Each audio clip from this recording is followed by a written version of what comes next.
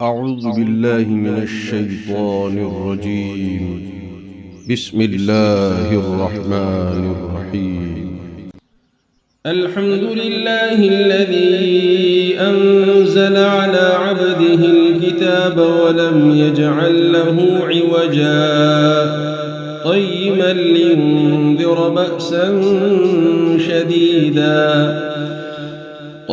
لينذر بأسا شديدا من لدنه ويبشر المؤمنين الذين يعملون الصالحات أن لهم أجرا حسنا ماكثين فيه أبدا وينذر الذين قالوا اتخذ الله ولدا ما لهم به من علم ولا لآبائهم كبرت كلمة تخرج من أفواههم إن يقولون إلا كذبا فلعلك باخع نفسك على آثارهم إن لم يؤمنوا بهذا الحديث أسفا إنا جعلنا ما على الأرض زينة لها لنبلوهم أيهم أحسن عملا وإنا لجاعلون ما عليها صعيدا جرزا أم حسبت أن أصحاب الكهف والرقيم كانوا من آياتنا عجبا أم حسبت أن أصحاب الكهف والرقيم كانوا من آياتنا عجبا إذ أوى الفتية إلى الكهف فقالوا ربنا آتنا من لدنك رحمة وهيئ لنا من أمرنا رشدا فضربنا على آذانهم في الكهف سنين عددا ثم بعثناهم لنعلم أي الحزبين أحصى لما لبثوا أمدا نحن نقص عليك نبأهم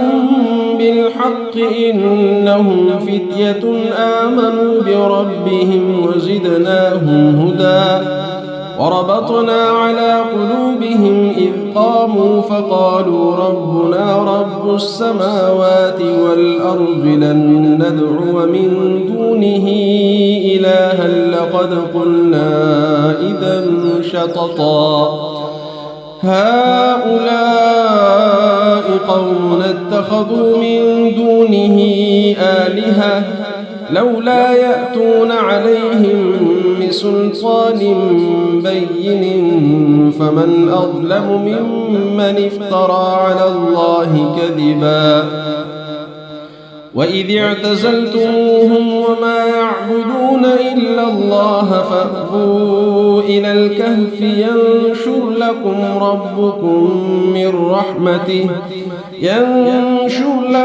ربكم من رحمته ويهيئ لكم من أمركم مرفقا وترى الشمس إذا طلعت تزاور عن كهفهم ذات اليمين وإذا غربت تقرضهم ذات الشمال وهم في فجوة منه ذلك من آيات الله من يهد الله فهو المهتد ومن يضلل فلن تجد له وليا مرشدا وتحسبهم أيقاظا وهم رقود ونقلبهم ذات اليمين وذات الشمال وكلبهم باسط ذراعيه بالوصيد لو اطلعت عليهم لوليت منهم فرارا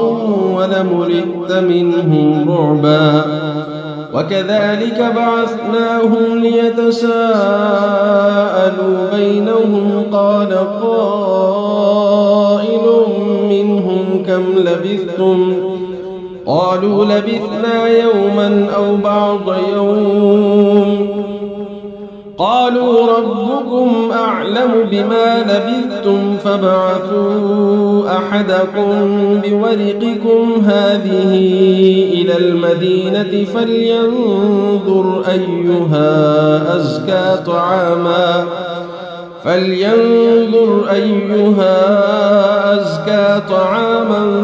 فليأتكم برزق منه وليتلطف ولا يشعرن بكم أحدا إنهم إن يظهروا عليكم يرجموكم أو يعيدوكم في ملتهم ولن تفلحوا إذا أبدا وكذلك أعثرنا عليهم ليعلموا أن وعد الله حق وأن الساعة لا ريب فيها إذ يتنازعون بينهم أمرهم فقالوا ابنوا عليهم بنيانا ربهم أعلم بهم قال الذين غلبوا على أمرهم لنتخذن عليهم مسجدا سيقولون ثلاثة رابعهم كلبهم ويقولون خمسة سادسهم كلبهم رجما بالغيب ويقولون سبعة وثامنهم كلبهم قل ربي أعلم بعدتهم ما يعلمهم إلا قليل فلا تمار فيهم إلا مراء ظاهرا ولا تستفت فيهم منهم أحدا ولا تقولن لشيء إني فاعل ذلك غدا إلا أن يشاء الله واذكر ربك إذا نسيت وقل عسى أن يهديني ربي لأقرب من هذا رشدا ولبثوا في كهفهم 300 سنين وازدادوا 9 قل الله أعلم بما لبثوا له غيب السماوات والأرض أبصر به وأسمع ما لهم من دونه من ولي ولا يشرك في حكمه أحدا واتل ما أوحي إليك من كتاب ربك لا مبدل لكلماته ولن تجد من دونه ملتحدا واصبر نفسك مع الذين يدعون ربهم بالغداة والعشي يريدون وجهه ولا تعد عيناك عنهم تريد زينة الحياة الدنيا ولا تطع من أغفلنا قلبه عن ذكرنا واتبع هواه وكان أمره فرطا وقل الحق من ربكم فمن شاء فليؤمن ومن شاء فليكفر إنا أعتدنا للظالمين نارا أحاط بهم سرادقها وإن يستغيثوا يغاثوا بماء كالمهل يشوي الوجوه بئس الشراب وساءت مرتفقا إن الذين آمنوا وعملوا الصالحات إنا لا نضيع أجر من أحسن عملا أولئك لهم جنات عدن تجري من تحتهم الأنهار يحلون فيها من أساور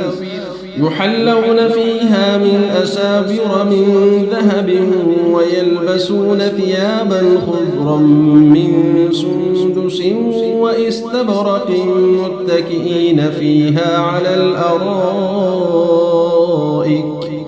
نعم الثواب وحسنت مرتفقا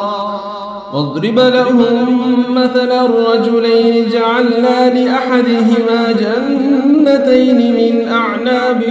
وحففناهما بنخل وجعلنا بينهما زرعا كلتا الجنتين آتت أكلها ولم تظلم منه شيئا وفجرنا خلالهما نهرا وكان له ثمر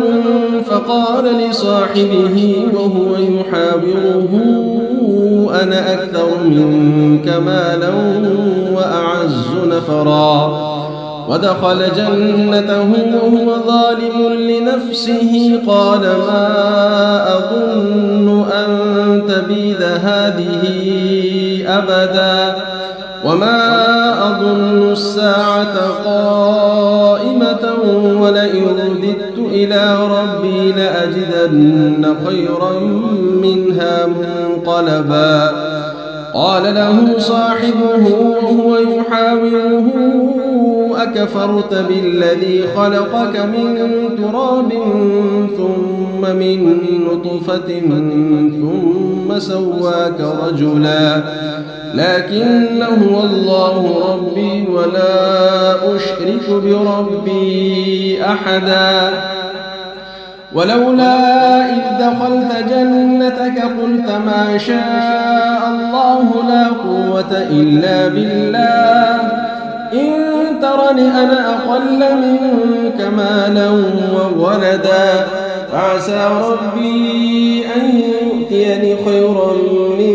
جنتك ويرسل عليها حسبانا من السماء فتصبح صعيدا زلقا أو يصبح ماؤها غورا فلن تستطيع له طلبا وأحيط بثمره فأصبح يقلب كفيه على ما أنفق فيها وهي خاوية على عروشها ويقول يا ليتني لم أشرك بربي أحدا ولم تكن له فئة ينصرونه من دون الله وما كان منتصرا هنالك الولاية لله الحق هو خير ثوابا وخير عقبا واضرب لهم مثل الحياة الدنيا كماء إن أنزلناه من السماء فاختلط به نبات الأرض فأصبح هشيما تذروه الرياح وكان الله على كل شيء مقتدرا المال والبنون زينة الحياة الدنيا والباقيات الصالحات خير عند ربك ثوابا وخير أملا ويوم نسير الجبال وترى الأرض بارزة وحشرناهم فلم نغادر منهم أحدا وعرضوا على ربك صفا لقد جئتمونا كما خلقناكم أول مرة بل زعمتم أن لن نجعل لكم موعدا ووضع الكتاب فترى المجرمين مشفقين مما فيه ويقولون يا ويلتنا ما لهذا الكتاب لا يغادر صغيرة ولا كبيرة إلا أحصاها ووجدوا ما عملوا حاضرا ولا يظلم ربك أحدا وإذ قلنا للملائكة اسجدوا لآدم فسجدوا إلا إبليس كان من الجن ففسق عن أمر ربه أفتتخذونه وذريته أولياء من دوني وهم لكم عدو بئس للظالمين بدلا ما أشهدتهم خلق السماوات والأرض ولا خلق أنفسهم وما كنت متخذ المضلين عضدا ويوم يقول نادوا شركائي الذين زعمتم فدعوهم فلم يستجيبوا لهم وجعلنا بينهم موبقا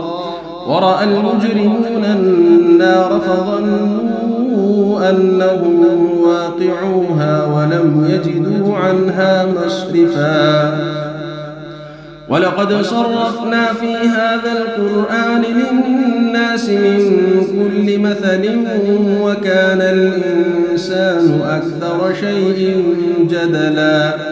وما منع الناس أن يؤمنوا إذ جاءهم الهدى ويستغفروا ربهم إلا أن تأتيهم سنة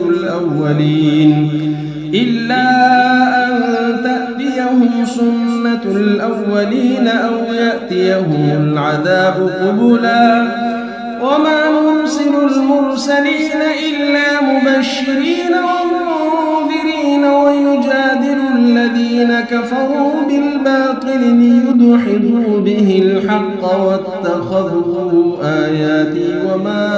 أنذروا هزوا ومن أظلم ممن ذكر بآيات ربه فأعرض عنها ونسي ما قدمت يداه إنا جعلنا على قلوبهم أكنة أن يفقهوه وفي آذانهم وقرا وإن تدعهم إلى الهدى فلن يهتدوا إذا أبدا ربك الغفور ذو الرحمة لو يؤاخذهم بما كسبوا لعجل لهم العذاب بل لهم موعد لن يجدوا من دونه موئلا وتلك القرى أهلكناهم لما ظلموا وجعلنا لمهلكهم موعدا وإذ قال موسى لفتاه لا أبرح حتى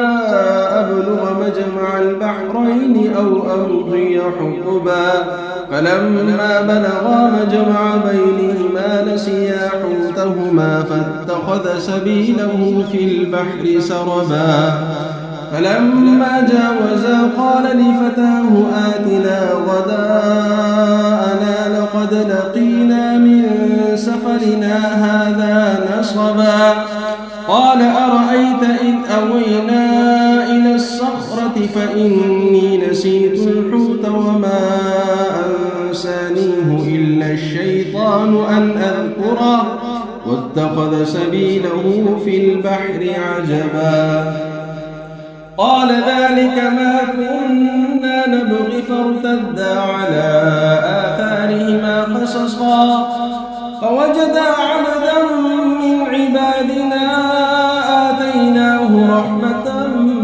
من عندنا وعلمناه من لدنا علما قال له موسى هل أتبعك على أن تعلمني مما علمت رشدا قال إنك لن تستطيع معي صبرا وكيف تصبر على ما لم تحط به خبرا قال ستجدني إن شاء الله صابرا ولا أعصي لك أمرا قال فإن اتبعتني فلا تسألني عن شيء حتى أحدث لك منه ذكرا فانطلقا حتى إذا ركبا في السفينة خرقها قال أخرقتها لتغرق أهلها لقد جئت شيئا إمرا قال ألم أقل إنك لن تستطيع معي صبرا قال لا تؤاخذني بما نسيت ولا ترهقني من أمري عسرا فانطلقا حتى إذا لقيا غلاما فقتله قال أقتلت نفسا زكية بغير نفس لقد جئت شيئا نكرا قال ألم أقل لك إنك لن تستطيع معي صبرا قال إن سألتك عن شيء بعدها فلا تصاحبني قد بلغت من لدني عذرا فانطلقا حتى إذا أتيا أهل قرية استطعما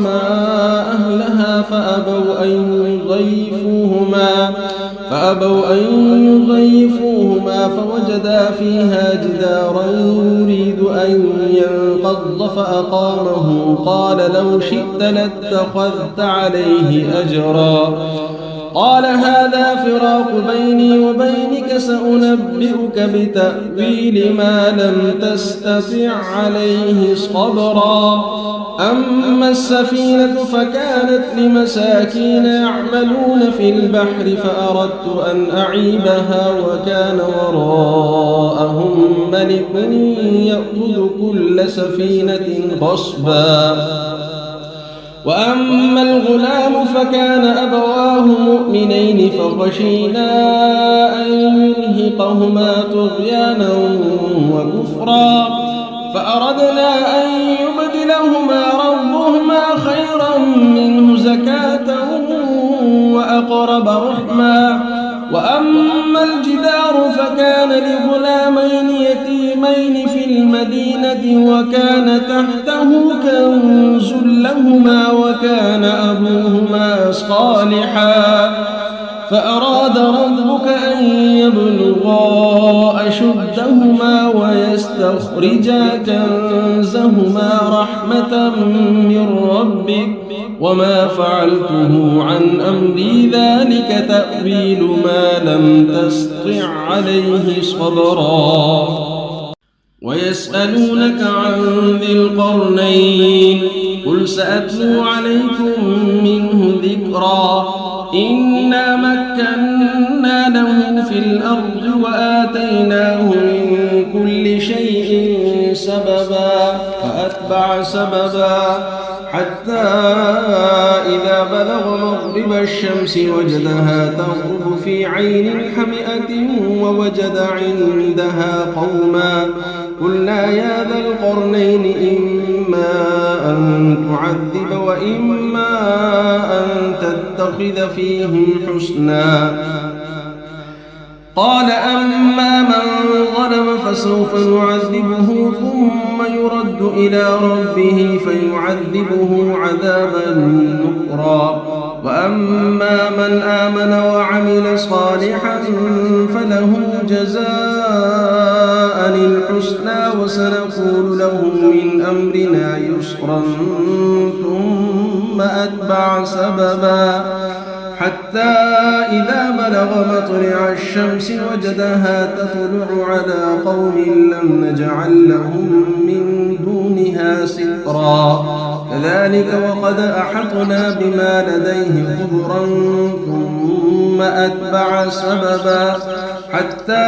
إذا بلغ بين السدين وجد من دونهما قوما لا يكادون يفقهون قولا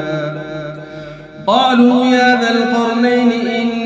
يأجوج ومأجوج مفسدون في الأرض فهل نجعل لك خرجا على أن تجعل بيننا وبينهم سدا قال ما مكنني فيه ربي خير فأعينوني بقوة أجعل بينكم وبينهم ردما آتوني زبر الحديد حتى إذا ساوى بين الصدفين قال انفخوا حتى إذا جعله نارا قال آتوني أفرغ عليه قطرا فما استطاعوا أن يظهروه وما استطاعوا له نقبا قال هذا رحمة من ربي فإذا جاء وعد ربي جعله دكاء وكان وعد ربي حقا وتركنا بعضهم يومئذ يموج في بعض ونفخ في الصور فجمعناهم جمعا وعرضنا جهنم يومئذ للكافرين عرضا الذين كانت أعينهم في غطاء عن ذكري وكانوا لا يستطيعون سمعا أفحسب الذين كفروا أن يتخذوا عبادي من دوني أولياء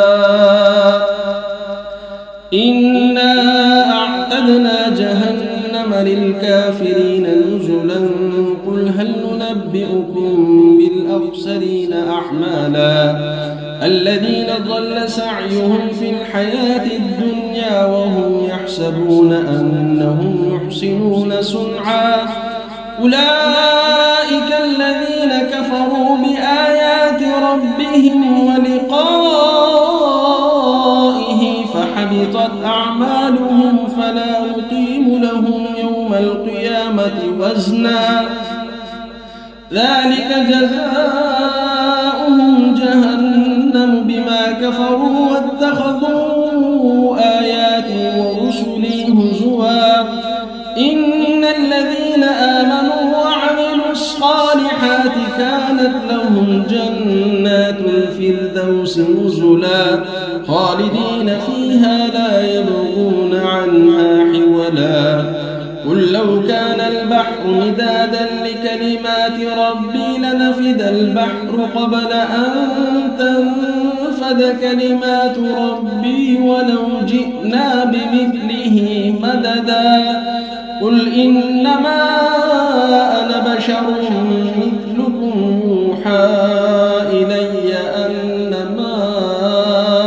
إلهكم إله واحد فمن كان يرجو لقاء ربه فليعمل عملا صالحا ولا يشرك بعبادة ربه أحدا صدق الله العظيم. أعوذ بالله من الشيطان الرجيم. بسم الله الرحمن الرحيم. الحمد لله الذي أنزل على عبده الكتاب ولم يجعل له عوجا قيما لينذر بأسا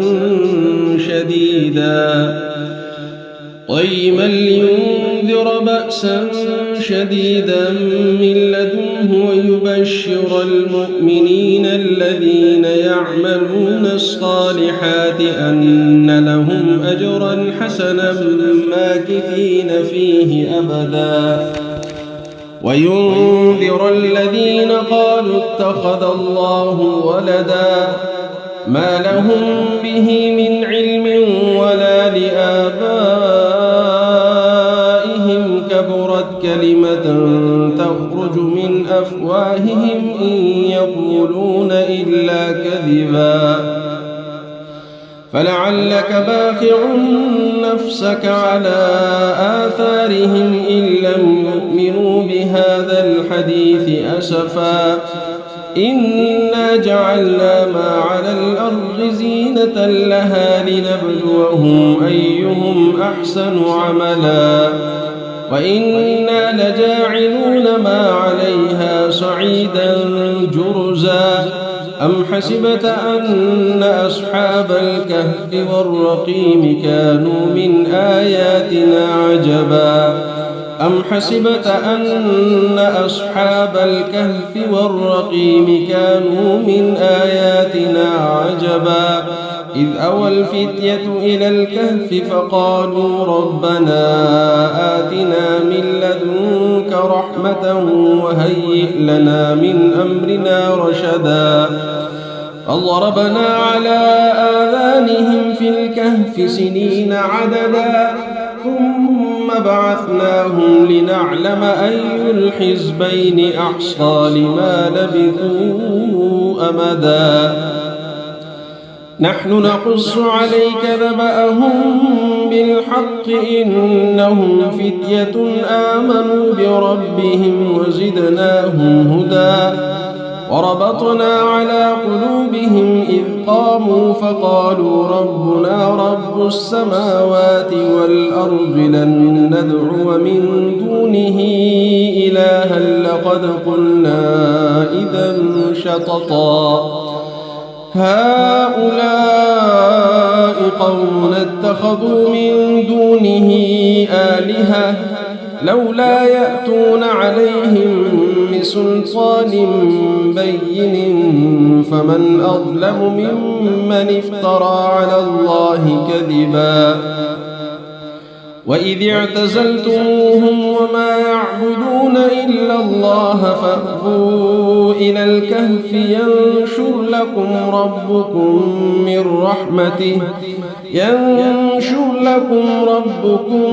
من رحمته ويهيئ لكم من أمركم مرفقا وترى الشمس إذا طلعت تزاور عن كهفهم ذات اليمين وإذا غربت تقرضهم ذات الشمال وهم في فجوة منه ذلك من آيات الله من يهد الله فهو المهتد ومن يضلل فلن تجد له وليا مرشدا وتحسبهم أيقاظا وهم رقود ونقلبهم ذات اليمين وذات الشمال وكلبهم باسط ذراعيه بالوصيد لو اطلعت عليهم لوليت منهم فرارا ولملئت منهم رعبا وكذلك بعثناهم ليتساءلوا بينهم قال قائل منهم كم لبثتم قالوا لبثنا يوما أو بعض يوم قالوا ربكم أعلم بما لبثتم فابعثوا أحدكم بورقكم هذه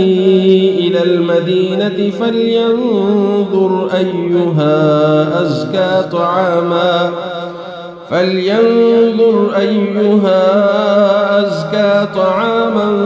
فليأتكم برزق منه وليتلطف ولا يشعرن بكم أحدا إنهم إن يظهروا عليكم يرجموكم أو يعيدوكم في ملتهم ولن تفلحوا إذا أبدا وكذلك أعثرنا عليهم ليعلموا أن وعد الله حق وأن الساعة لا ريب فيها إذ يتنازعون بينهم أمرهم فقالوا ابنوا عليهم بنيانا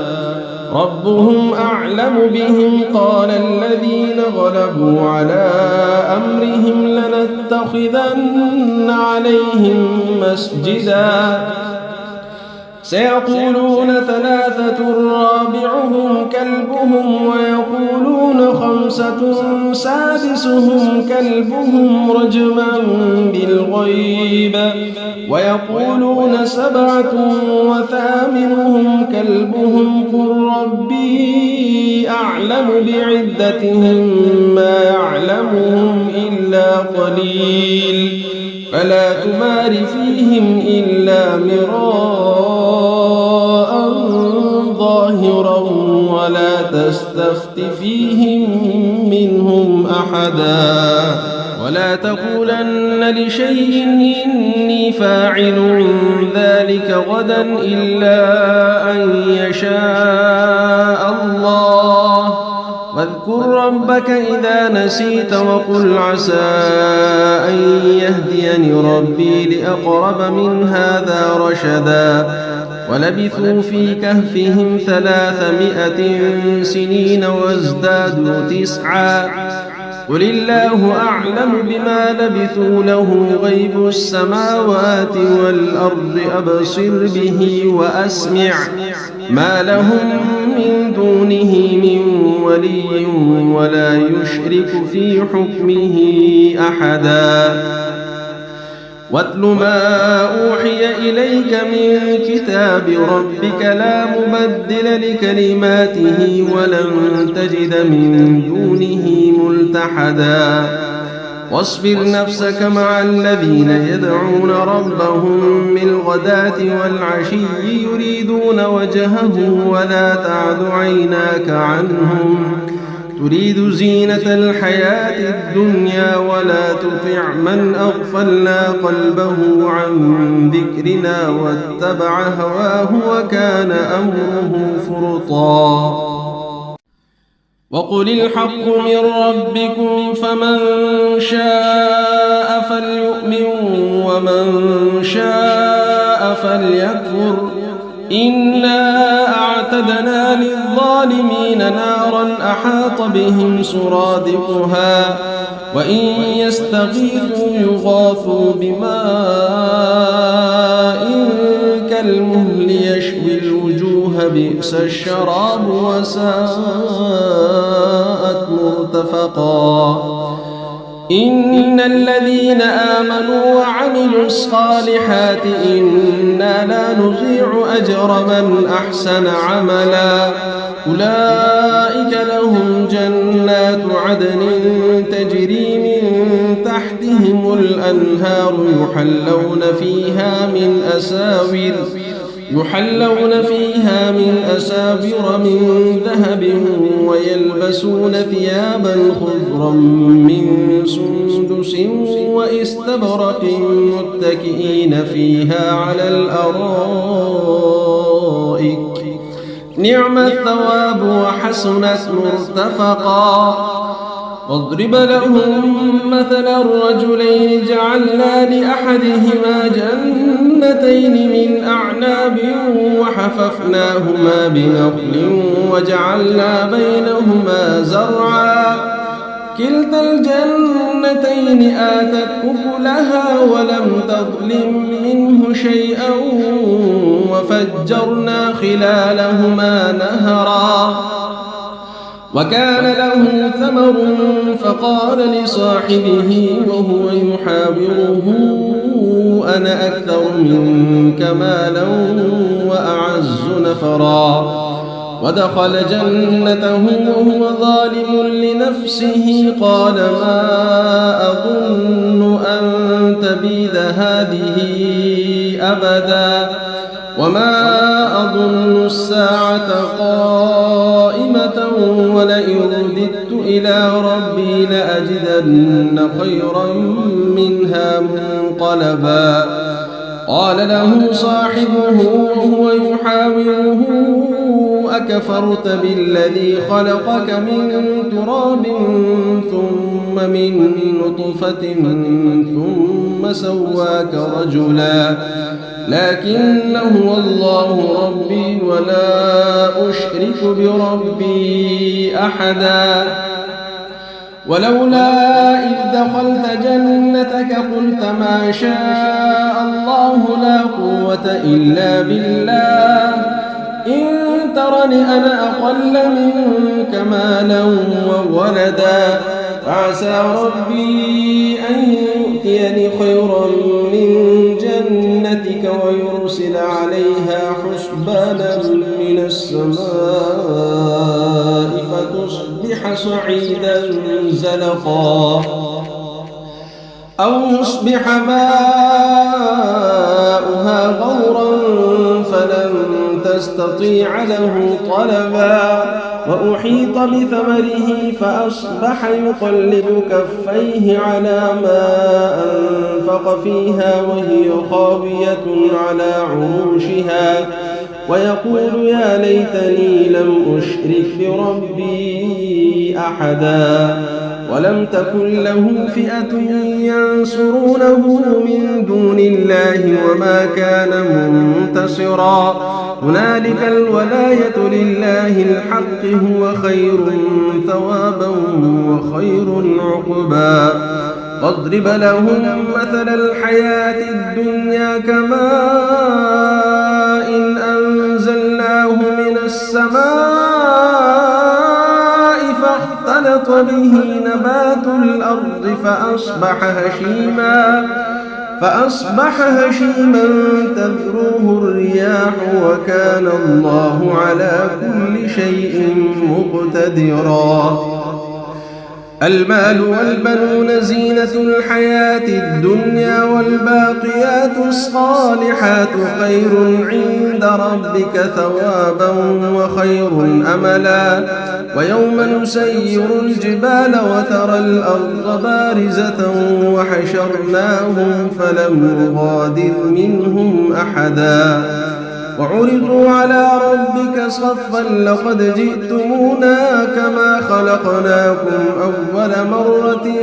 بل زعمتم أن لن نجعل لكم موعدا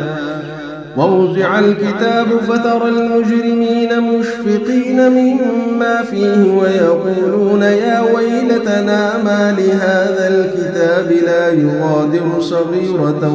ولا كبيرة إلا أحصاها ووجدوا ما عملوا حاضرا ولا يظلم ربك أحدا وإذ قلنا للملائكة اسجدوا لآدم فسجدوا إلا إبليس كان من الجن ففسق عن أمر ربه أفتتخذونه وذريته أولياء من دوني وهم لكم عدو بئس للظالمين بدلا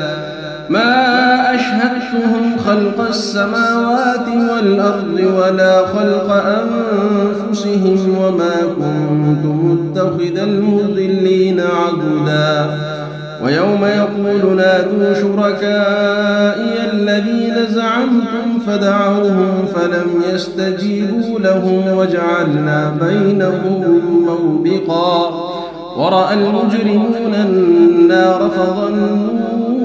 أنهم واقعوها ولم يجدوا عنها مصرفا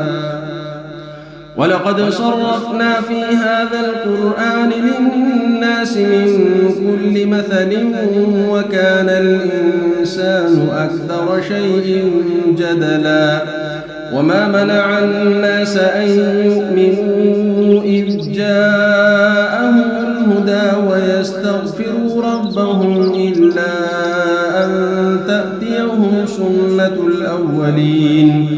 إلا أن تأتيهم سنة الأولين أو يأتيهم العذاب قبلا وما نرسل المرسلين إلا مبشرين ومنذرين ويجادل الذين كفروا بالباطل ليدحضوا به الحق واتخذوا آياتي وما أنذروا هزوا ومن أظلم ممن ذكر بآيات ربه فأعرض عنها ونسي ما قدمت يداه إنا جعلنا على قلوبهم أكنة أن يفقهوه وفي آذانهم وقرا وإن تدعهم إلى الهدى فلن يهتدوا إذا أبدا وربك الغفور ذو الرحمة لو يؤاخذهم بما كسبوا لعجل لهم العذاب بل لهم موعد لن يجدوا من دونه موئلا وتلك القرى أهلكناهم لما ظلموا وجعلنا لمهلكهم موعدا وإذ قال موسى لفتاه لا أبرح حتى أبلغ مجمع البحرين أو أمضي حقبا فلما بلغا مجمع بينهما نسيا حوتهما فاتخذ سبيله في البحر سربا فلما جاوزا قال لفتاه آتنا غداءنا لقد لقينا من سفرنا هذا نصبا قال أرأيت إذ أوينا إلى الصخرة فإني نسيت الحوت وما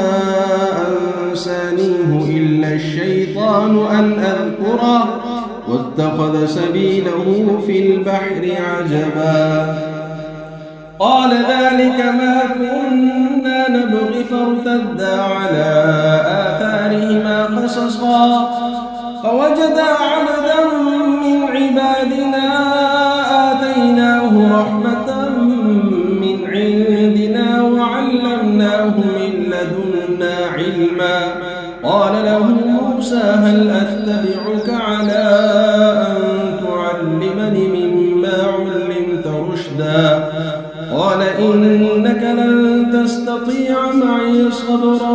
وكيف تصبر على ما لم تحط به خبرا قال ستجدني إن شاء الله صابرا ولا أعصي لك أمرا قال فإن اتبعتني فلا تسألني عن شيء حتى أحدث لك منه ذكرا فانطلقا حتى إذا ركبا في السفينة خرقها قال أخرقتها لتغرق أهلها لقد جئت شيئا إمرا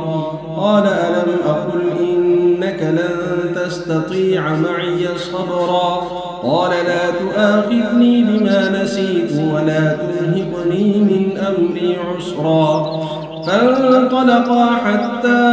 إذا لقيا غلاما فقتله قال أقتلت نفسا زكية بغير نفس لقد جئت شيئا نكرا قال ألم أقل لك إنك لن تستطيع معي صبرا قال إن سألتك عن شيء بعدها فلا تصاحبني قد بلغت من لدني عذرا فانطلقا حتى إذا أتيا أهل قرية استطعما أهلها فأبوا أن يضيفوهما فوجدا فيها جدارا يريد أن ينقض فأقامه قال لو شئت لاتخذت عليه أجرا قال هذا فراق بيني وبينك سأنبئك بتأويل ما لم تستطع عليه صبرا أما السفينة فكانت لمساكين يعملون في البحر فأردت أن أعيبها وكان وراءهم ملك يأخذ كل سفينة غصبا وأما الغلام فكان أبواه مؤمنين فخشينا أن يرهقهما طغيانا وكفرا فأردنا أن يبدلهما ربهما خيرا منه زكاة وأقرب رحما وأما الجدار فكان لغلامين يتيمين في المدينة وكان تحته كنز لهما وكان أبوهما صالحا فأراد ربك أن يبلغا أشدهما ويستخرجا كنزهما رحمة من ربك وما فعلته عن أمري ذلك تأويل ما لم تستطع عليه صبرا ويسألونك عن ذي القرنين قل سأتلو عليكم منه ذكرا إنا مكنا له في الأرض وآتيناه من كل شيء سببا فأتبع سببا حتى إذا بلغ مغرب الشمس وجدها تغرب في عين حمئة ووجد عندها قوما قلنا يا ذا القرنين إما أن تعذب وإما أن تتخذ فيهم حسنا قال أما من ظلم فسوف نعذبه ثم يرد إلى ربه فيعذبه عذابا نكرا وأما من آمن وعمل صالحا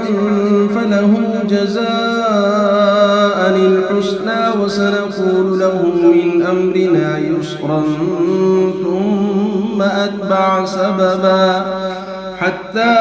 إذا بلغ مطلع الشمس وجدها تطلع على قوم لم نجعل لهم من دونها سترا كذلك وقد أحطنا بما لديه خبرا ثم أتبع سببا حتى إذا بلغ بين السدين وجد من دونهما قوما لا يكادون يفقهون قولا قالوا يا ذا القرنين إن يأجوج ومأجوج يفسدون في الأرض فهل نجعل لك خرجا على أن تجعل بيننا وبينهم سدا قال ما مكني فيه ربي خير فأعينوني بقوة أجعل بينكم وبينهم ردما آتوني زبر الحديد حتى إذا ساوى بين الصدفين قال انفخوا حتى إذا جعله نارا قال آتوني أفرغ عليه قطرا فما استطاعوا أن يظهروه وما استطاعوا له نقبا قال هذا رحمة من ربي فإذا جاء وعد ربي جعله دكاء وكان وعد ربي حقا وتركنا بعضهم يومئذ يموج في بعض ونفخ في الصور فجمعناهم جمعا وعرضنا جهنم يومئذ للكافرين عرضا الذين كانت أعينهم في غطاء عن ذكري وكانوا لا يستطيعون سمعا أفحسب الذين كفروا أن يتخذوا عبادي من دوني أولياء إنا أعتدنا جهنم للكافرين نزلا قل هل ننبئكم بالأخسرين أعمالا الذين ضل سعيهم في الحياة الدنيا وهم يحسبون أنهم يحسنون صنعا أولئك الذين كفروا بآيات ربهم ولقائه فحبطت أعمالهم فلا نقيم لهم يوم القيامة وزنا ذلك جزاؤهم جهنم بما كفروا واتخذوا آياتي ورسلي هزوا إن الذين آمنوا وعملوا الصالحات كانت لهم جنات الفردوس نزلا خالدين فيها لا يبغون عنها حولا قل لو كان البحر مدادا لكلمات ربي لنفد البحر قبل أن تنفد كلمات ربي ولو جئنا بمثله مددا قل إنما أنا بشر مثلكم يوحى إلي أنما إلهكم إله واحد فمن كان يرجو لقاء ربه فليعمل عملا صالحا ولا يشرك بعبادة ربه أحدا صدق الله العظيم. أعوذ بالله من الشيطان الرجيم. بسم الله الرحمن الرحيم. الحمد لله الذي أنزل على عبده الكتاب ولم يجعل له عوجا قيما لينذر بأسا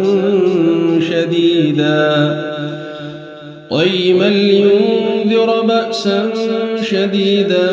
من لدنه ويبشر المؤمنين الذين يعملون الصالحات أن لهم أجرا حسنا ماكثين فيه أبدا وينذر الذين قالوا اتخذ الله ولدا ما لهم به من علم ولا لآبائهم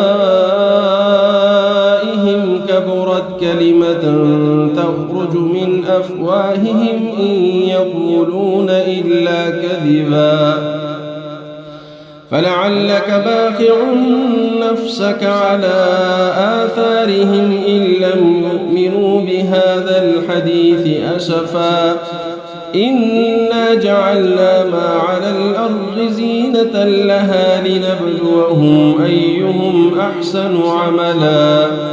وإنا لجاعلون ما عليها صعيدا جرزا أم حسبت أن أصحاب الكهف والرقيم كانوا من آياتنا عجبا أم حسبت أن أصحاب الكهف والرقيم كانوا من آياتنا عجبا إذ أوى الفتية إلى الكهف فقالوا ربنا آتنا من لدنك رحمة وهيئ لنا من أمرنا رشدا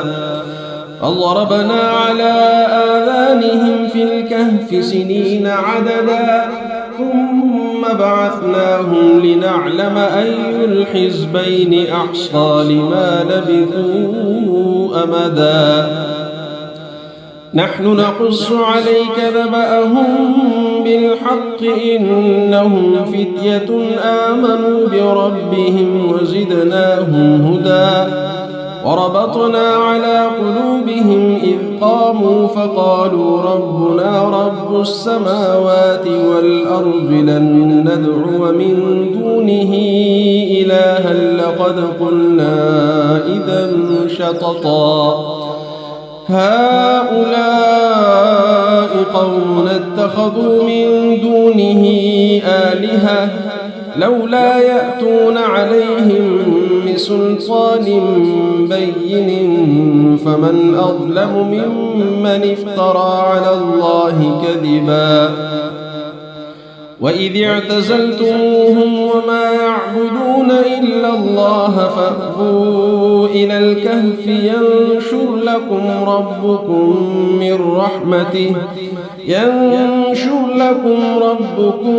من رحمته ويهيئ لكم من أمركم مرفقا وترى الشمس إذا طلعت تزاور عن كهفهم ذات اليمين وإذا غربت تقرضهم ذات الشمال وهم في فجوة منه ذلك من آيات الله من يهد الله فهو المهتد ومن يضلل فلن تجد له وليا مرشدا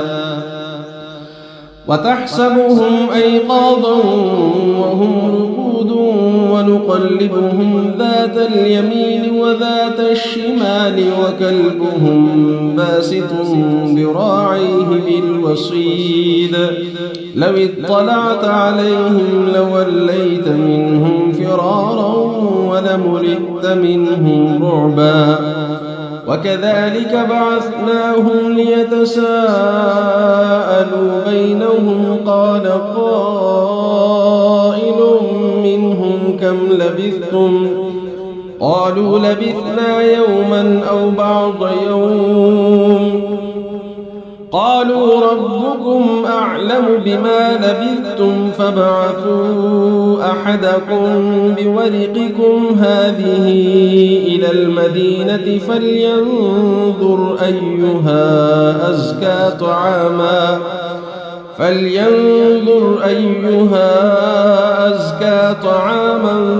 فليأتكم برزق منه وليتلطف ولا يشعرن بكم أحدا إنهم إن يظهروا عليكم يرجموكم أو يعيدوكم في ملتهم ولن تفلحوا إذا أبدا وكذلك أعثرنا عليهم ليعلموا أن وعد الله حق وأن الساعة لا ريب فيها إذ يتنازعون بينهم أمرهم فقالوا ابنوا عليهم بنيانا ربهم أعلم بهم قال الذين غلبوا على أمرهم لنتخذن عليهم مسجدا سيقولون ثلاثة رابعهم كلبهم ويقولون خمسة سادسهم كلبهم رجما بالغيب ويقولون سبعة وثامنهم كلبهم قل ربي أعلم بعدتهم ما يعلمهم إلا قليل فلا تمار فيهم إلا مراء ظاهرا ولا تستفت فيهم منهم أحدا ولا تقولن لشيء إني فاعل ذلك غدا إلا أن يشاء الله واذكر ربك إذا نسيت وقل عسى أن يهديني ربي لأقرب من هذا رشدا ولبثوا في كهفهم 300 سنين وازدادوا 9 قل الله أعلم بما لبثوا له غيب السماوات والأرض أبصر به وأسمع ما لهم من دونه من ولي ولا يشرك في حكمه أحدا واتل ما أوحي إليك من كتاب ربك لا مبدل لكلماته ولن تجد من دونه ملتحدا واصبر نفسك مع الذين يدعون ربهم بالغداة والعشي يريدون وجهه ولا تعد عيناك عنهم تريد زينة الحياة الدنيا ولا تطع من أغفلنا قلبه عن ذكرنا واتبع هواه وكان أمره فرطا وقل الحق من ربكم فمن شاء فليؤمن ومن شاء فليكفر إنا أعتدنا للظالمين نارا أحاط بهم سرادقها وإن يستغيثوا يغاثوا بماء كالمهل يشوي الوجوه بئس الشراب وساءت مرتفقا إن الذين آمنوا وعملوا الصالحات إنا لا نضيع أجر من أحسن عملا أولئك لهم جنات عدن تجري من تحتهم الأنهار يحلون فيها من أساور من ذهب ويلبسون ثيابا خضرا من سندس واستبرق متكئين فيها على الأرائك نعم الثواب وحسنت مرتفقا واضرب لهم مثلا الرجلين جعلنا لأحدهما جنتين من أعناب وحففناهما بنخل وجعلنا بينهما زرعا كلتا الجنتين آتت أكلها ولم تظلم منه شيئا وفجرنا خلالهما نهرا وكان له ثمر فقال لصاحبه وهو يحاوره أنا أكثر منك مالا وأعز نفرا ودخل جنته وهو ظالم لنفسه قال ما أظن أن تبيد هذه أبدا وما أظن الساعة قائمة ولئن رددت إلى ربي لأجدن خيرا منها منقلبا قال له صاحبه وهو يحاوره أكفرت بالذي خلقك من تراب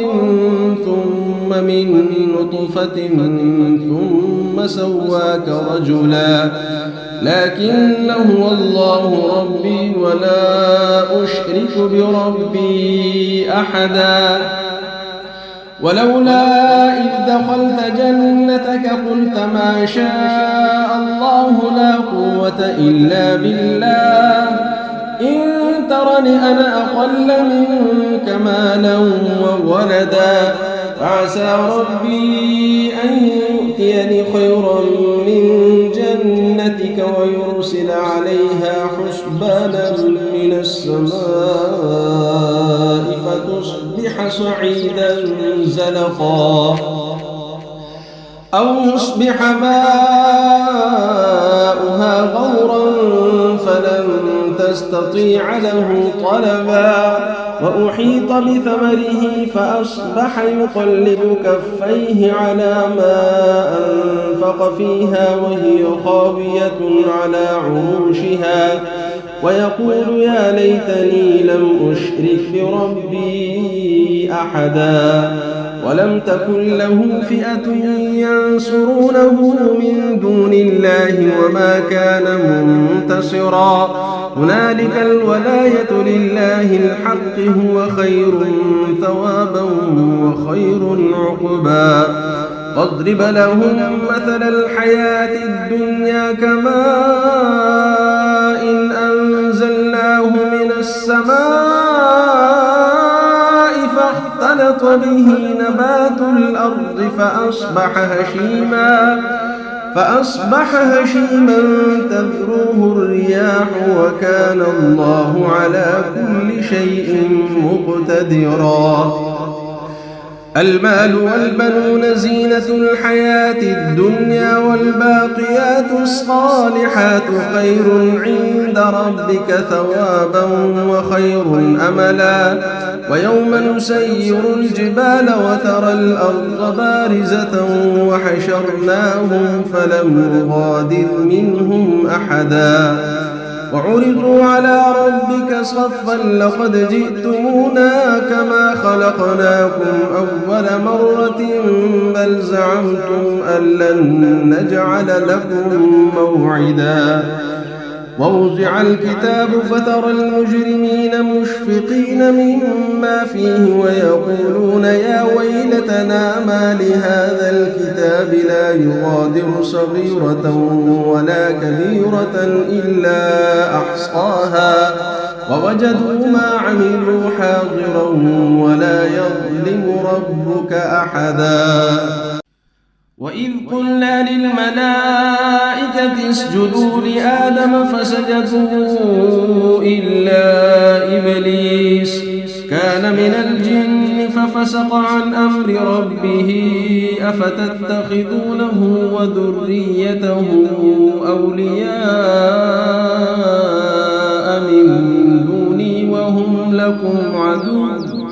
بئس للظالمين بدلا ما أشهدتهم خلق السماوات والأرض ولا خلق أنفسهم وما كنت متخذ المضلين عضدا ويوم يقول نادوا شركائي الذين زعمتم فدعوهم فلم يستجيبوا لهم وجعلنا بينهم موبقا ورأى المجرمون النار فظنوا أنهم واقعوها ولم يجدوا عنها مصرفا ولقد صرفنا في هذا القرآن للناس من كل مثل وكان الإنسان أكثر شيء جدلا وما منع الناس أن يؤمنوا إذ جاءهم الهدى ويستغفروا ربهم إلا أن تأتيهم سنة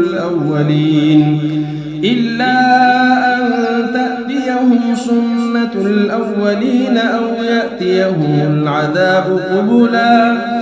وما نرسل المرسلين إلا مبشرين ومنذرين ويجادل الذين كفروا بالباطل ليدحضوا به الحق واتخذوا آياتي وما أنذروا هزوا ومن أظلم ممن ذكر بآيات ربه فأعرض عنها ونسي ما قدمت يداه إنا جعلنا على قلوبهم أكنة أن يفقهوه وفي آذانهم وقرا وإن تدعهم إلى الهدى فلن يهتدوا إذا أبدا وربك الغفور ذو الرحمة لو يؤاخذهم بما كسبوا لعجل لهم العذاب بل لهم موعد لن يجدوا من دونه موئلا وتلك القرى أهلكناهم لما ظلموا وجعلنا لمهلكهم موعدا وإذ قال موسى لفتاه لا أبرح حتى أبلغ مجمع البحرين أو أمضي حقبا فلما بلغا مجمع بينهما نسيا حوتهما فاتخذ سبيله في البحر سربا فلما جاوزا قال لفتاه آتنا غداءنا لقد لقينا من سفرنا هذا نصبا قال أرأيت إذ أوينا إلى الصخرة فإني نسيت الحوت وما أنسانيه إلا الشيطان أن أذكره واتخذ سبيله في البحر عجبا قال ذلك ما كنا نبغي فارتدا على آثارهما قصصا فوجدا عبدا من عبادنا آتيناه رحمة من عندنا وعلمناه من لدنا علما قال له موسى هل أتبعك على أن تعلمني مما علمت رشدا قال إنك لن تستطيع معي صبرا وكيف تصبر على ما لم تحط به خبرا قال ستجدني إن شاء الله صابرا ولا أعصي لك أمرا قال فإن اتبعتني فلا تسألني عن شيء حتى أحدث لك منه ذكرا فانطلقا حتى إذا ركبا في السفينة خرقها قال أخرقتها لتغرق أهلها لقد جئت شيئا إمرا قال ألم أقل إنك لن تستطيع معي صبرا قال لا تؤاخذني بما نسيت ولا ترهقني من أمري عسرا فانطلقا حتى إذا لقيا غلاما فقتله قال أقتلت نفسا زكية بغير نفس لقد جئت شيئا نكرا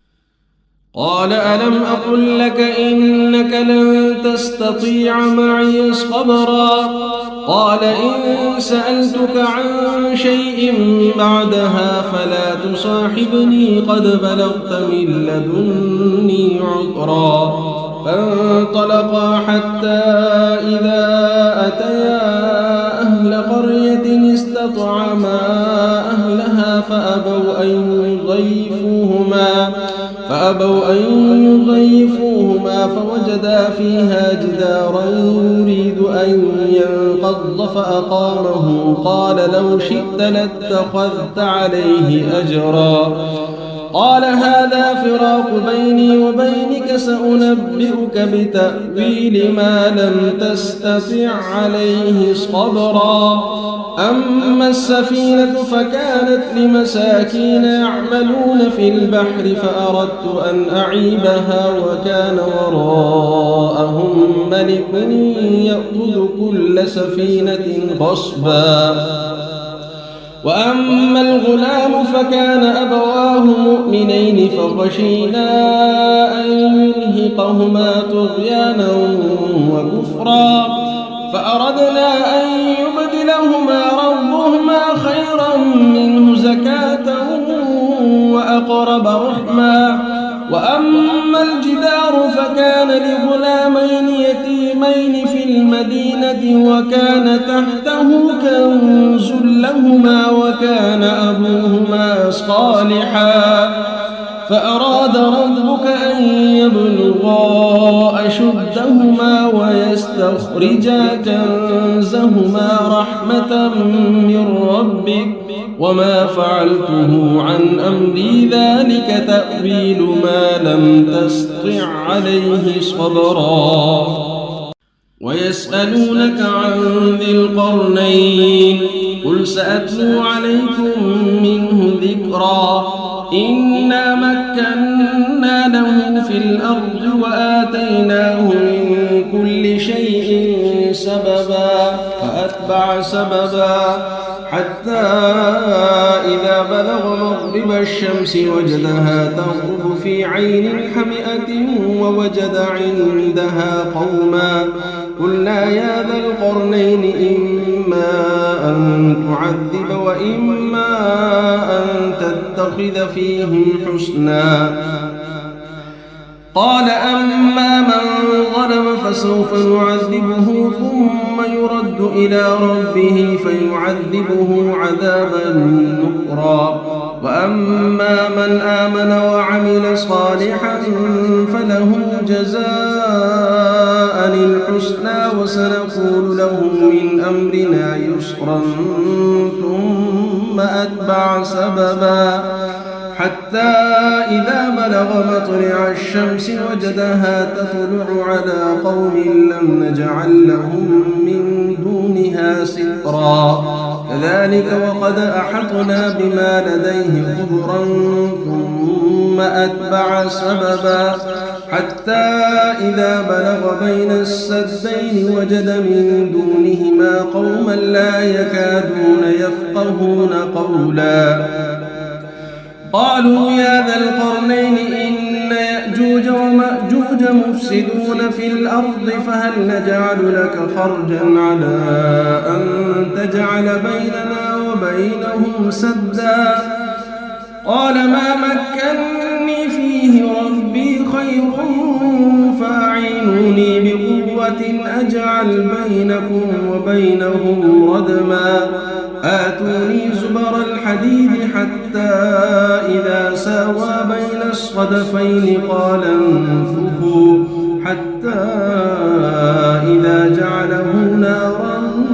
قال آتوني أفرغ عليه قطرا فما استطاعوا أن يظهروه وما استطاعوا له نقبا قال هذا رحمة من ربي فإذا جاء وعد ربي جعله دكاء وكان وعد ربي حقا وتركنا بعضهم يومئذ يموج في بعض ونفخ في الصور فجمعناهم جمعا وعرضنا جهنم يومئذ للكافرين عرضا الذين كانت أعينهم في غطاء عن ذكري وكانوا لا يستطيعون سمعا أفحسب الذين كفروا أن يتخذوا عبادي من دوني أولياء إنا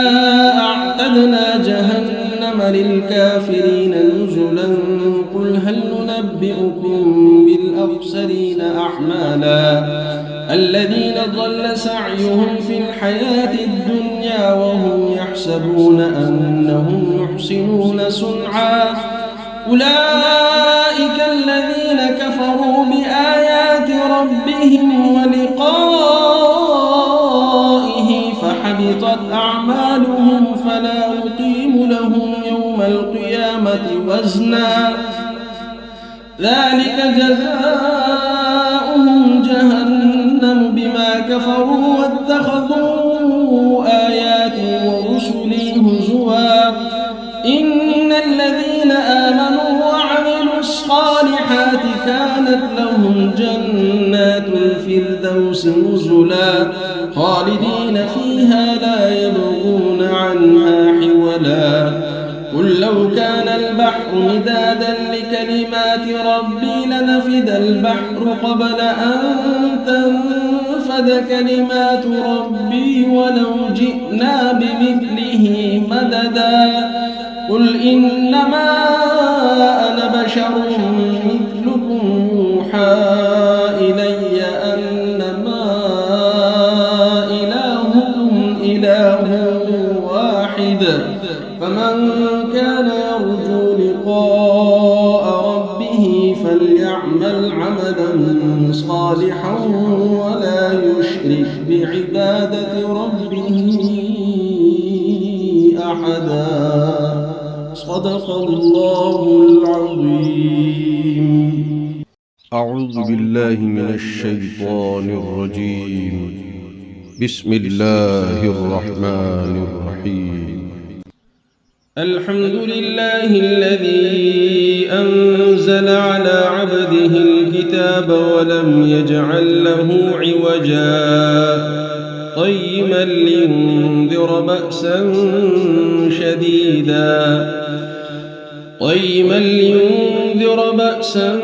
شديدا من لدنه ويبشر المؤمنين الذين يعملون الصالحات أن لهم أجرا حسنا ماكثين فيه أبدا وينذر الذين قالوا اتخذ الله ولدا ما لهم به من علم ولا لآبائهم كبرت كلمة تخرج من أفواههم إن يقولون إلا كذبا فلعلك باخع نفسك على آثارهم إن لم يؤمنوا بهذا الحديث أسفا إنا جعلنا ما على الأرض زينة لها لنبلوهم أيهم أحسن عملا وإنا لجاعلون ما عليها صعيدا جرزا أم حسبت أن أصحاب الكهف والرقيم كانوا من آياتنا عجبا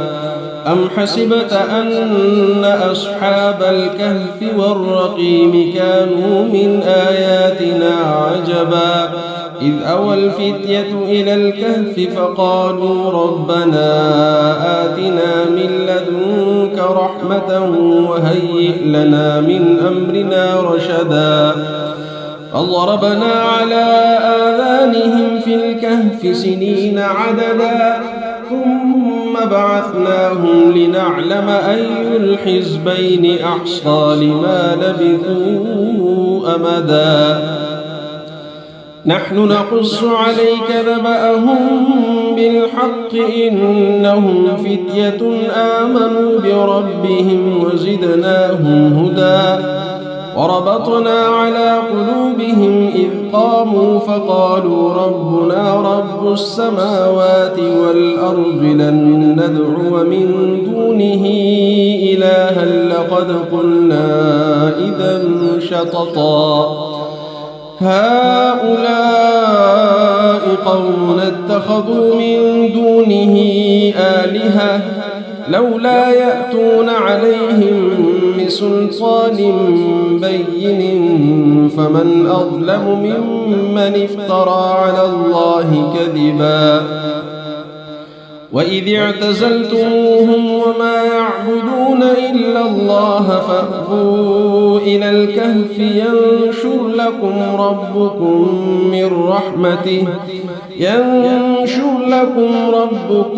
من رحمته ويهيئ لكم من أمركم مرفقا وترى الشمس إذا طلعت تزاور عن كهفهم ذات اليمين وإذا غربت تقرضهم ذات الشمال وهم في فجوة منه ذلك من آيات الله من يهد الله فهو المهتد ومن يضلل فلن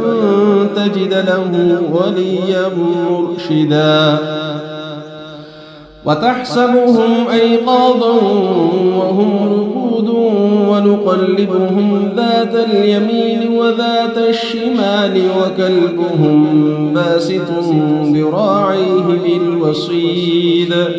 لو اطلعت عليهم لوليت منهم فرارا ولملئت منهم رعبا وكذلك بعثناهم ليتساءلوا بينهم قال قائل منهم كم لبثتم قالوا لبثنا يوما أو بعض يوم قالوا ربكم أعلم بما لبثتم فابعثوا أحدكم بورقكم هذه إلى المدينة فلينظر أيها أزكى طعاما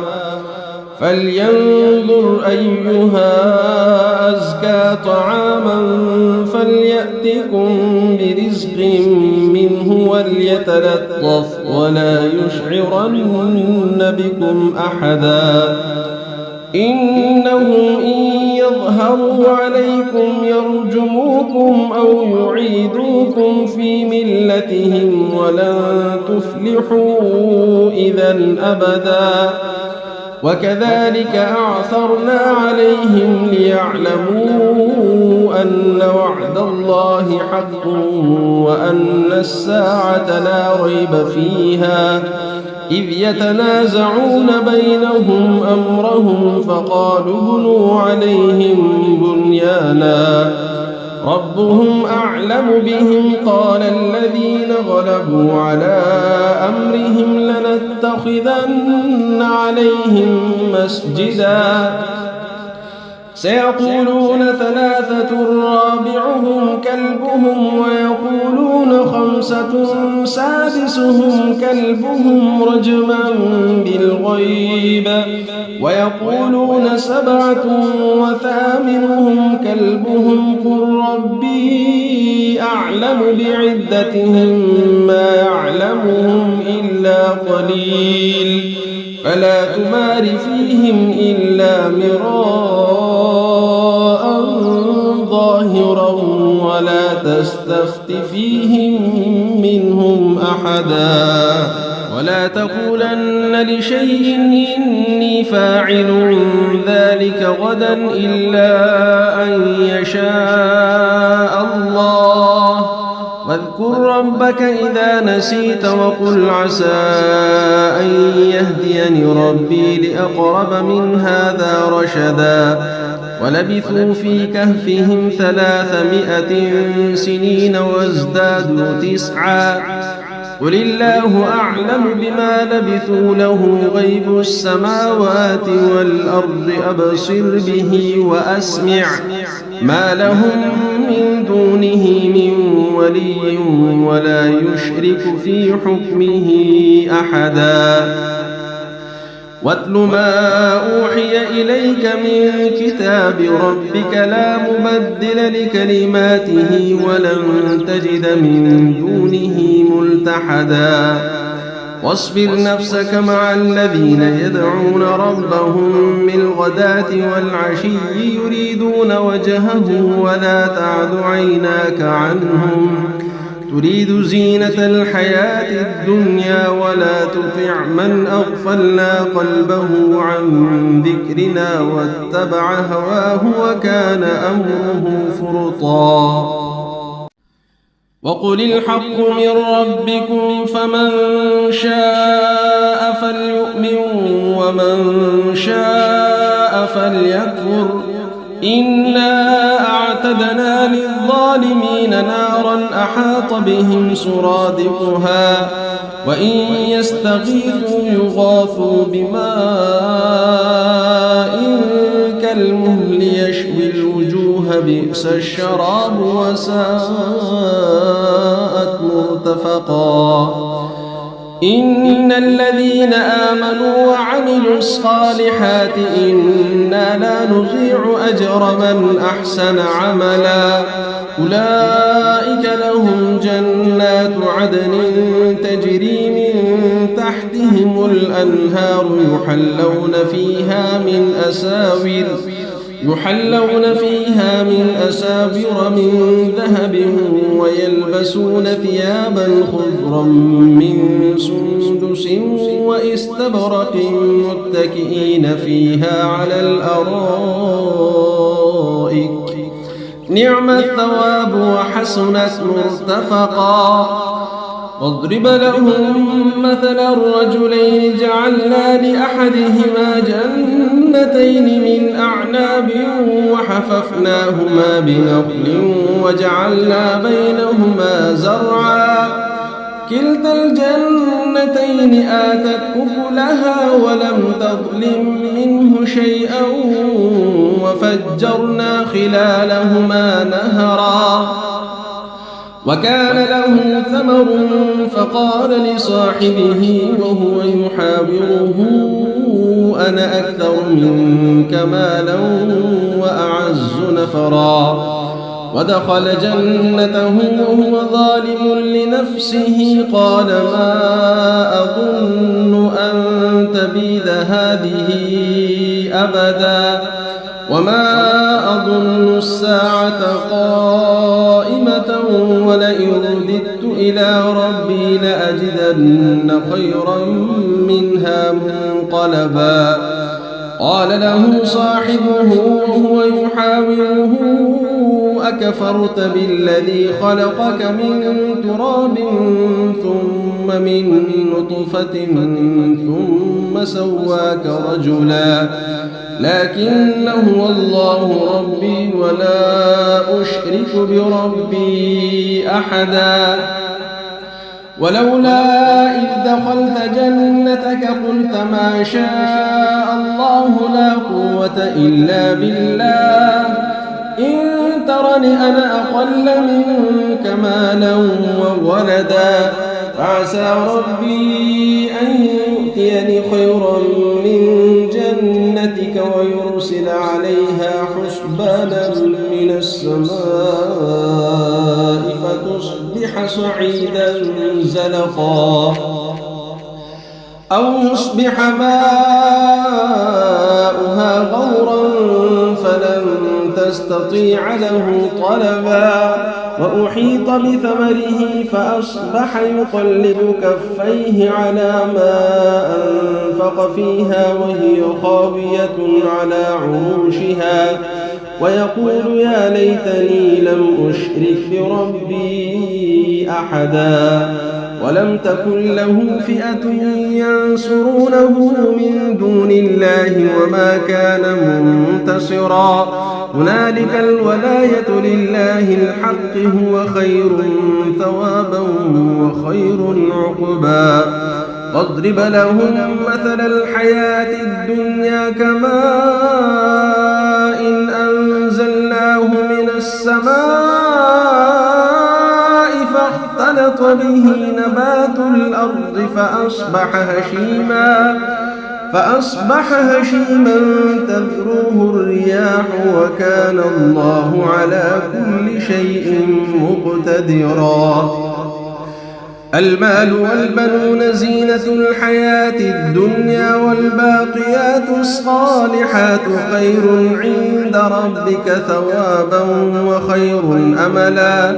ويوم نسير الجبال وترى الأرض بارزة وحشرناهم فلم نغادر منهم أحدا وعرضوا على ربك صفا لقد جئتمونا كما خلقناكم أول مرة بل زعمتم أن لن نجعل لكم موعدا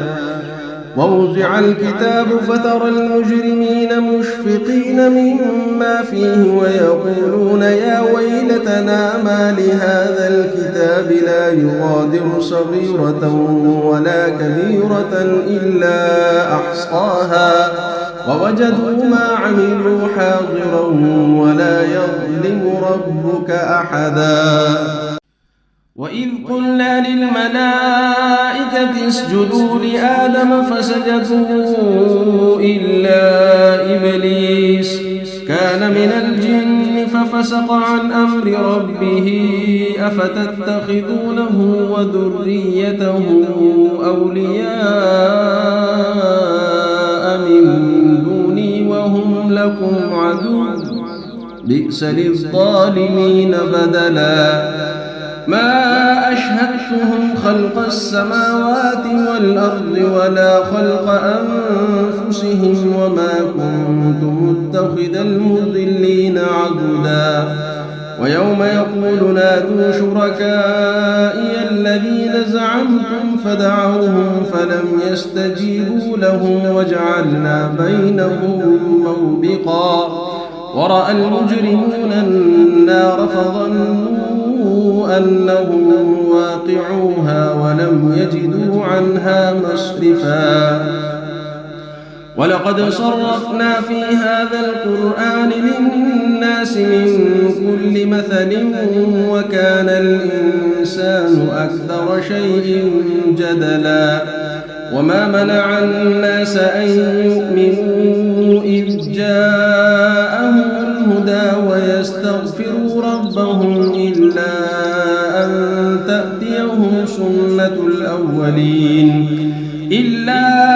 أن تأتيهم سنة الأولين أو يأتيهم العذاب قبلا وما نرسل المرسلين إلا مبشرين ومنذرين ويجادل الذين كفروا بالباطل ليدحضوا به الحق واتخذوا آياتي وما أنذروا هزوا ومن أظلم ممن ذكر بآيات ربه فأعرض عنها ونسي ما قدمت يداه إنا جعلنا على قلوبهم أكنة أن يفقهوه وفي آذانهم وقرا وإن تدعهم إلى الهدى فلن يهتدوا إذا أبدا وربك الغفور ذو الرحمة لو يؤاخذهم بما كسبوا لعجل لهم العذاب بل لهم موعد لن يجدوا من دونه موئلا وتلك القرى أهلكناهم لما ظلموا وجعلنا لمهلكهم موعدا وإذ قال موسى لفتاه لا أبرح حتى أبلغ مجمع البحرين أو أمضي حقبا فلما بلغا مجمع بينهما نسيا حوتهما فاتخذ سبيله في البحر سربا فلما جاوزا قال لفتاه آتنا غداءنا لقد لقينا من سفرنا هذا نصبا قال أرأيت إذ أوينا إلى الصخرة فإني نسيت الحوت وما أنسانيه إلا الشيطان أن أذكره واتخذ سبيله في البحر عجبا قال ذلك ما كنا نبغي فارتدا على آثارهما قصصا فوجدا عبدا من عبادنا آتيناه رحمة من عندنا وعلمناه من لدنا علما قال له موسى هل أتبعك على أن تعلمني مما علمت رشدا قال إنك لن تستطيع معي صبرا وكيف تصبر على ما لم تحط به خبرا قال ستجدني إن شاء الله صابرا ولا أعصي لك أمرا قال فإن اتبعتني فلا تسألني عن شيء حتى أحدث لك منه ذكرا فانطلقا حتى إذا ركبا في السفينة خرقها قال أخرقتها لتغرق أهلها لقد جئت شيئا إمرا قال ألم أقل إنك لن تستطيع معي صبرا قال لا تؤاخذني بما نسيت ولا ترهقني من أمري عسرا فانطلقا حتى إذا لقيا غلاما فقتله قال أقتلت نفسا زكية بغير نفس لقد جئت شيئا نكرا قال ألم أقل لك إنك لن تستطيع معي صبرا قال إن سألتك عن شيء بعدها فلا تصاحبني قد بلغت من لدني عذرا فانطلقا حتى إذا أتيا أهل قرية استطعما أهلها فأبوا أن يضيفوهما فوجدا فيها جدارا يريد أن ينقض فأقامه قال لو شئت لاتخذت عليه أجرا قال هذا فراق بيني وبينك سأنبئك بتأويل ما لم تستطع عليه صبرا أما السفينة فكانت لمساكين يعملون في البحر فأردت أن أعيبها وكان وراءهم ملك يأخذ كل سفينة غصبا وأما الغلام فكان أبواه مؤمنين فخشينا أن يرهقهما طغيانا وكفرا فأردنا أن يبدلهما ربهما خيرا منه زكاة وأقرب رحما وأما الجدار فكان لغلامين يتيمين في المدينة وكان تحته كنز لهما وكان أبوهما صالحا فأراد ربك أن يبلغا أشدهما ويستخرجا كنزهما رحمة من ربك وما فعلته عن أمري ذلك تأويل ما لم تستطع عليه صبرا ويسألونك عن ذي القرنين قل سأتلو عليكم منه ذكرا إنا مكنا له في الأرض وآتيناه من كل شيء سببا فأتبع سببا حتى إذا بلغ مغرب الشمس وجدها تغرب في عين حمئة ووجد عندها قوما قلنا يا ذا القرنين إما أن تعذب وإما أن تتخذ فيهم حسنا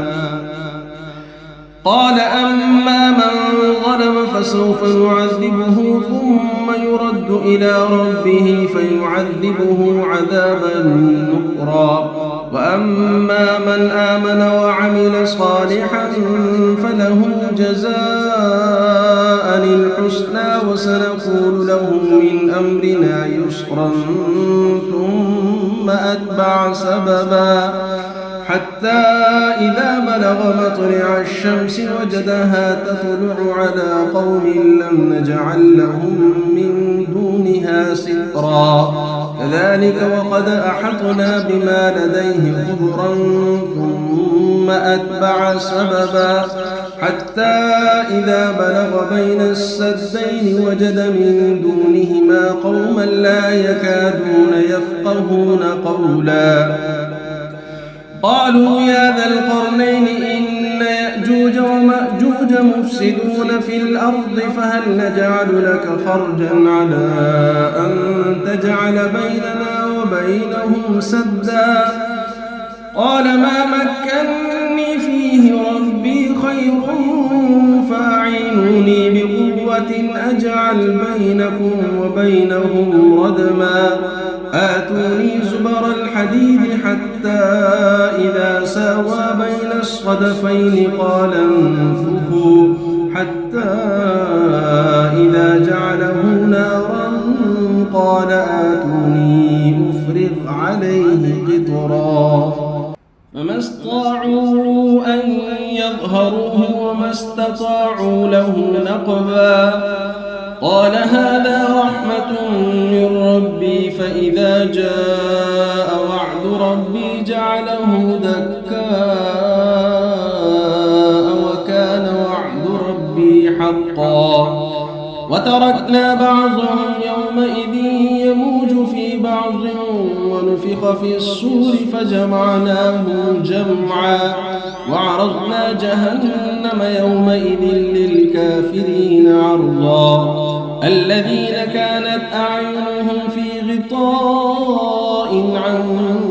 ذكري وكانوا لا يستطيعون سمعا أفحسب الذين كفروا أن يتخذوا عبادي من دوني أولياء إنا أعتدنا جهنم للكافرين نزلا قل هل ننبئكم بالأخسرين أعمالا الذين ضل سعيهم في الحياة الدنيا وهم يحسبون أنهم يحسنون صنعا أولئك الذين كفروا بآيات ربهم ولقائه فحبطت أعمالهم فلا نقيم لهم يوم القيامة وزنا ذلك جزاؤهم جهنم بما كفروا واتخذوا آياتي ورسلي هزوا إن الذين آمنوا وعملوا الصالحات كانت لهم جنات الفردوس نزلا خالدين فيها لا يبغون عنها حولا قل لو كان البحر مدادا لكلمات ربي لنفد البحر قبل أن تنفد كلمات ربي ولو جئنا بمثله مددا قل إنما أنا بشر مثلكم يوحى إلي أنما إلهكم إله واحد فمن كان يرجو لقاء ربه فليعمل عملا صالحا ولا يشرك بعبادة ربه أحدا صدق الله العظيم.